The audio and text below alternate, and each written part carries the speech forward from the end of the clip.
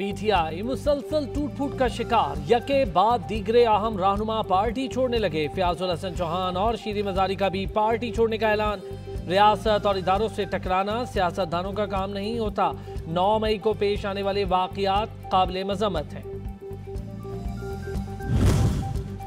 और chairman PTI Imran Khan को अदालत से रिलीफ मिल गया। दहशतगर्दी के 8 मुकदमात में 8 जून तक जमानत में तौसी। जान को शदीद खतरात हैं, कातिलाना हमला हो चुका है। वजीर दाखिला ने भी आगाह कर दिया, शामिल तफ्तीश होने को तैयार हूँ। वीडियो लिंक पेशी की इजाजत दी जाए, इमरान खान की इस्तदा।